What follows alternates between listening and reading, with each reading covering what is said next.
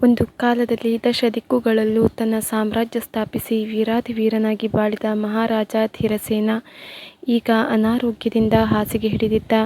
ಕೆಲವೇ ದಿನಗಳಲ್ಲಿ ಅವನ ಪ್ರಾಣಪಕ್ಷಿ ಹಾರಿ ಹೋಗುವುದರಲ್ಲಿತ್ತು. ಅವನಿಗೆ 2 ರಾಣಿಯರಿದ್ದರು. ಹಿರಿಯವಳು ಸೂರ್ಯವತಿ ಮತ್ತು ಕಿರಿಯವಳು ಚಂದ್ರವತಿ. ಸೂರ್ಯವತಿಯ ಹೊಟ್ಟೆಯಲ್ಲಿ ಸೂರ್ಯಸೇನ ಎಂಬ ಮಗ, ಚಂದ್ರವತಿಯ ಹೊಟ್ಟೆಯಲ್ಲಿ ಚಂದ್ರಸೇನ ಎಂಬ ಮಗ ಜನಿಸಿದ್ದರು. ಇವರಿಬ್ಬರು ಧೀರಸೇನನಿಗೆ ಪ್ರೀತಿಯ ಸುಪುತ್ರರಾಗಿದ್ದರು. ಆದರೆ ಅವರಿಬ್ಬರು ಅಂಗವಿಕಲರಾಗಿದ್ದರು. ಹಿರಿಯ ಮಗ ಸೂರ್ಯಸೇನನಿಗೆ 2 ಕಣ್ಣುಗಳು ಕಾಣುವುದಿಲ್ಲ. ಕಿರಿಯ ಮಗ 2 ಕಾಲುಗಳು ನಡೆಯಲಾಗದ ಸ್ಥಿತಿ ಇರುತ್ತದೆ. ಮಹಾರಾಜ ಧೀರಸೇನನಿಗೆ ತನ್ನ ಸಾವಿನ ಬಗ್ಗೆ ಒಂಚೂರು ಚಿಂತೆ ಇರಲಿಲ್ಲ. ಆದರೆ ತನ್ನ ಉತ್ತರಾಧಿಕಾರಿಗಳಾಗಿ ರಾಜ್ಯ ಆಳಬೇಕಾಗಿರುವ ತನ್ನ ಮಕ್ಕಳ ಪರಿಸ್ಥಿತಿ ನೋಡಿ ಆತ ಚಿಂತೆಗೀಡಾಗಿದ್ದ. ತನ್ನ ಕೊನೆಯಾಸೆ ಎಂಬಂತೆ ಮಕ್ಕಳಿಬ್ಬರನ್ನು ಬಳಿಗೆ ಬರಮಾಡಿಕೊಂಡ. ಆತ ಪ್ರೀತಿ ಮತ್ತು ದುಃಖದಿಂದ ಮಕ್ಕಳಿಬ್ಬರ ತಲೆ ನೇವರಿಸುತ್ತ, ಮಕ್ಕಳೇ, ನೀವಿಬ್ಬರು ಅಣ್ಣ ತಮ್ಮಂದಿರು ರಾಮ-ಲಕ್ಷ್ಮಣರಂತೆ ಇರಬೇಕು. ಕಣ್ಣಿಲ್ಲದ ನಿನ್ನ ಅಣ್ಣ ಸೂರ್ಯಸೇನನಿಗೆ ನೀನೇ ಕಣ್ಣಾಗಿರಬೇಕು. ಕಾಲಿಲ್ಲದ ನಿನ್ನ ತಮ್ಮ ಚಂದ್ರಸೇನನಿಗೆ ನೀನೇ ಕಾಲುಗಳಾಗಬೇಕು.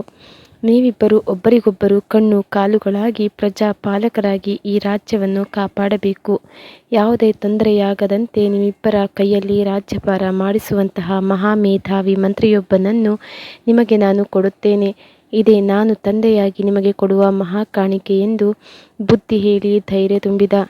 ರಾಜ್ಯಕ್ಕೆ ಮೇಧಾವಿ ಮಂತ್ರಿಯೊಬ್ಬನನ್ನು ನೇಮಿಸಿಕೊಳ್ಳಲು ನಿರ್ಧರಿಸಿದ ಮಹಾರಾಜ ಬುದ್ಧಿವಂತರು ನೇರ ಸಂದರ್ಶನಕ್ಕೆ ತಕ್ಷಣ ಬರುವಂತೆ ಡಂಗೂರ ಸಾರಿಸಿದ. ಮಂತ್ರಿಯಾಗುವ ಆಸೆಯಿಂದ ಬಹಳಷ್ಟು ಮಂದಿ ಸಂದರ್ಶನಕ್ಕೆ ಹಾಜರಾದರು.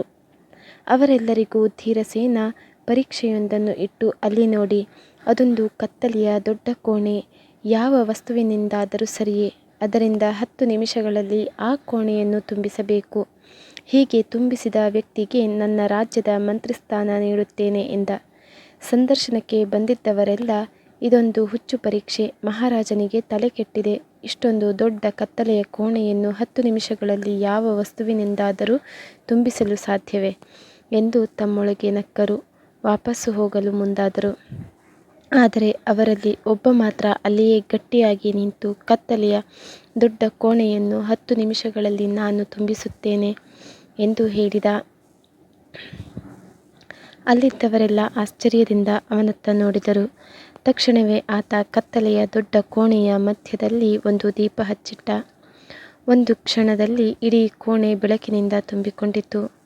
ಅವನ ಮೇಧಾವಿತನಕ್ಕೆ ಮೆಚ್ಚಿದ ರಾಜ ಧೀರಸೇನ ಅವನಿಗೆ ಮಂತ್ರಿ ಪಟ್ಟ ನೀಡಿ ತನ್ನ ಮಕ್ಕಳಿಬ್ಬರನ್ನು ಅವನ ಕೈಗೆ ಕೊಟ್ಟು, ಈ ಮೇಧಾವಿ ಮಂತ್ರಿ ನನ್ನ ಮಕ್ಕಳನ್ನು, ಮಕ್ಕಳಂತಿರುವ ನನ್ನ ಪ್ರಜೆಗಳನ್ನು, ನನ್ನ ಮಹಾ ಸಾಮ್ರಾಜ್ಯವನ್ನು ಕಾಪಾಡಲು ಅತ್ಯಂತ ಸಮರ್ಥನಿದ್ದಾನೆ ಎಂಬ ಸಂತಸದೊಡನೆ ನಿಶ್ಚಿಂತೆಯಿಂದ ಪ್ರಾಣ ಬಿಟ್ಟ.